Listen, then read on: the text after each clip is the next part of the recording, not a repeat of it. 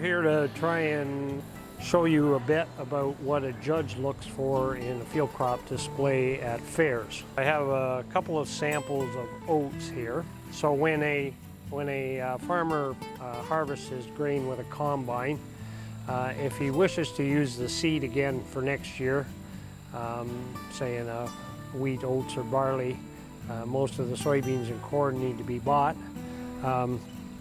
They need to be cleaned. So they're run over a machine that sizes it over a series of sieves that are different, that can have different size holes in them. And so it mechanically sorts that way. And then it goes through a blast of air which takes out the lighter kernels, which may not be viable seed product. To take that sample and put it in the fair probably wouldn't be the best, because there's always items that are missed. There may be cracked kernels, parts of the other part of the plant, like a straw or a leaf, a piece of an insect or something that could be similar in size but didn't get blown out with the wind. So to clean a sample of grain for a fair, there needs to be a little more time spent on it to come up with a really great sample if you want to win the red ribbon first place. Usually when an oat grows, it grows on a panicle. And within the singular panicle of each, there will be two attached, and one is larger and one is smaller. This is an oat head, and I'm just going to strip back the hull. As you see, we have one larger kernel and one smaller kernel.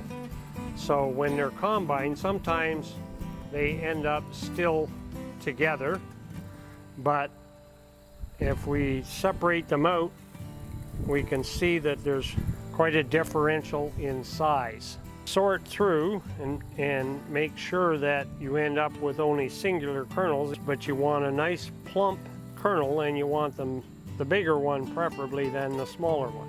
The seed should be a consistent size, a consistent color, and freedom from all breakage, insects, bugs, dirt, anything else. To make a perfect sample, we need to spend some time with it on a tray, cookie tray or something like that, and spread it out, and then go through and pick out the ones that are not desirable. Ideally, every kernel of grain would be exactly the same size, shape, and color. And that's really difficult to deal with. Mother Nature has a lot to do with that, but if you take enough time, you'll end up with a sample that's worthy of first place. The sample I brought here there's a little differential in color between these two samples. So a judge also looks at the difference in color between samples. So a more brighter, we'll say whiter, even though they aren't white, but just a little bit brighter sample, if all other things are equal, will win. Same with size. If your size is consistent, a larger size usually will prevail. So I've sorted out a few of the things in this sample that a judge will find, because he or she usually looks at the samples through a magnifying glass.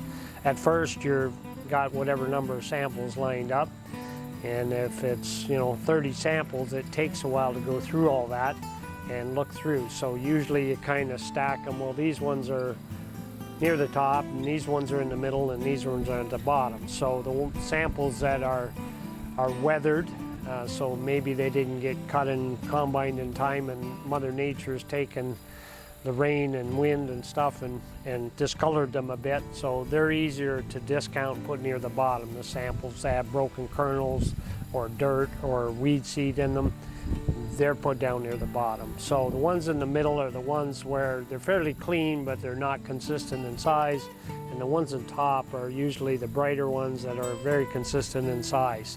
And then the judge will use his or her magnifying glass to find the differentials between those ones at the top, the ones in the middle, and they usually don't spend a lot of time at the ones on the bottom.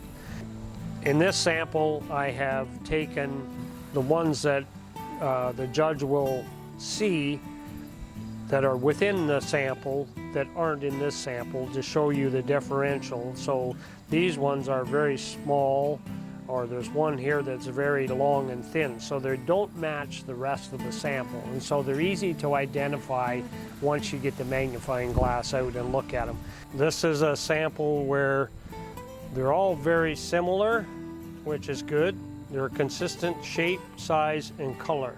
This is preferable over this sample, where over here I've picked through some of the sample, and as you can see, there's some of the kernels, some of the smaller ones in here that are mixed in. So a judge will notice that when he gets under the magnifying glass. These big plump kernels should be heavier than smaller ones like that. So between the size differential and the weight, most of the time you can get them out mechanically over a clipper cleaner.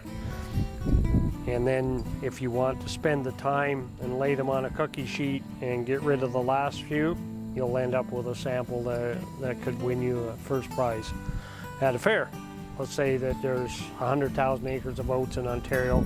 Probably about half of them will end up going through the Quaker plant near Peterborough if they make the weight and grade and make oatmeal. And the rest of them end up in animal feed, a lot of horse feed. And then some will be used as fiber in some of the other livestock feeds.